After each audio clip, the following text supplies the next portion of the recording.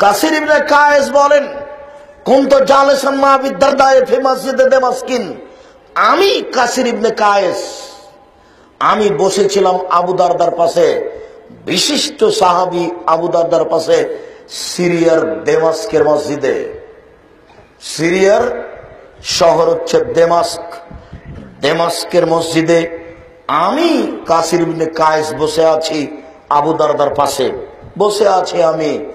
এই যে জারাজুলুন, হঠাৎ একটা লোক আসলো, এসে বলছে, যে তোকে মিন মদিনাতির রাসূল বালাগানি আন্নাকা তুহাদ্দিসুহু আন রাসূলিল্লাহি সাল্লাল্লাহু আলাইহি ওয়াসাল্লাম ওমা জিতু লিহাজাতিন। শুনেন আবু দারদা, শুনেন, আমি এসেছি রাসূলের মদিনা থেকে একটা হাদিসের জন্য। শুনেছি আপনি সে হাদিসটা বর্ণনা করছেন, শোনেন, আমি শুধু হাদিসটার জন্য এসেছি, আর কোনো প্রয়োজনে আসিনি।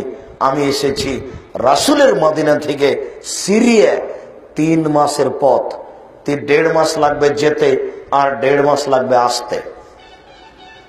কতদিনের পথ? 3 মাসের পথ। কি শিখার জন্য বের হয়েছে? একটা হাদিস, একটা। যেই বুখারী আপনার বাড়িতে আছে 5 পয়সা দাম নেই, যে মুসলিম আপনার বাড়িতে আছে 5 পয়সা দাম নেই, যে আবু দাউদ আপনার বাড়িতে আছে 5 পয়সা দাম নেই, যে কোরআন আপনার বাড়িতে আছে লিখে ছাপানো আছে অনুবাদ সহকারে 5 পয়সা দাম নেই। বলেন এদের কি হবে? শোনেন, আল্লাহ রাসূল কবরের শাস্তি বলতে গিয়ে আপনাকে একটা বাক্য শিখিয়েছি।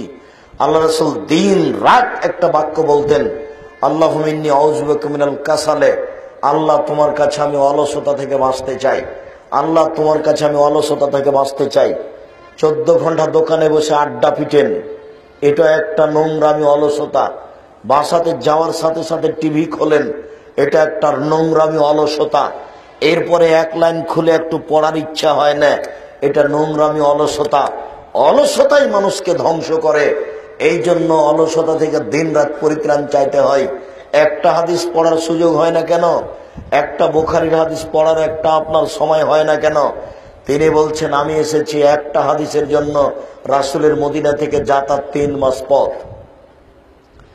তখন আবু দারদা বললেন, জি, হাদিসটা হলো এই, মান সালাকা তারিকান ইয়াতলুবু ফিহি ইলমান সাহালাল্লাহু লাহু বিহি তারিকান ইলাল জান্নাহ। কেউ যদি বিদ্যা অর্জনের জন্য বের হয়ে যায়, তাহলে আল্লাহ তাকে জান্নাতের পথে নিয়ে যান, সে জান্নাতে যাবে। 2, ওয়াইনাল মালায়েকাতা লা তাজাউ ওয়াইনাল আলিম ওয়াইনাল মালায়েকাতা লা তাজাউ আজনিহাতাহা রিজাল তালিবিল ইলম। যারা জ্ঞান চর্চা করে তাদের পায়ের নিচে ফেরেশতা পর বিছিয়ে দেন। যারা জ্ঞান চর্চা করে তাদের পায়ের নিচে ফেরেশতা পর বিছিয়ে দেন। এরপরে তিনি বলেন, ওয়াইনাল আলিম ইস্তাগফির লাহু মান ফিস সামাওয়াতি ওয়া মান ফিল আরদ ওয়াল হাইতান ফি জাওফিল মা'i ওয়ান নামলা ফি যুহফা। যারা জ্ঞান চর্চা করে তাদের জন্য ক্ষমা চায় আকাশ, তাদের জন্য ক্ষমা চায় জমিন। যারা জ্ঞান চর্চা করে তাদের জন্য ক্ষমা চায় আকাশ, তাদের জন্য ক্ষমা চায় জমিন। তাদের জন্য ক্ষমা চাই পানির পেটে মাছ, তাদের জন্য ক্ষমা চাই গর্তে পিপিলিকা। তাদের জন্য ক্ষমা চাই পানির পেটে মাছ, তাদের জন্য ক্ষমা চাই গর্তে পিপিলিকা। পৃথিবীর সব কিছু তাদের জন্য ক্ষমা চাই যারা জ্ঞান চর্চা করে।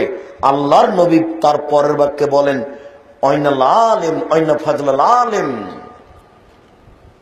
আলেমের মর্যাদা হচ্ছে লাইলাতুল বাদরে কাল কামার, লাইলাতুল বাদর আলা সাইরিল কাওয়াকিব। 15 দিনের চন্দ্র যেমন তারকার মাঝে, 15 দিনের চন্দ্র যেমন তারকার মাঝে, আলেম জ্ঞান চর্চাকারীর মর্যাদা তেমন সাধারণের মাঝে।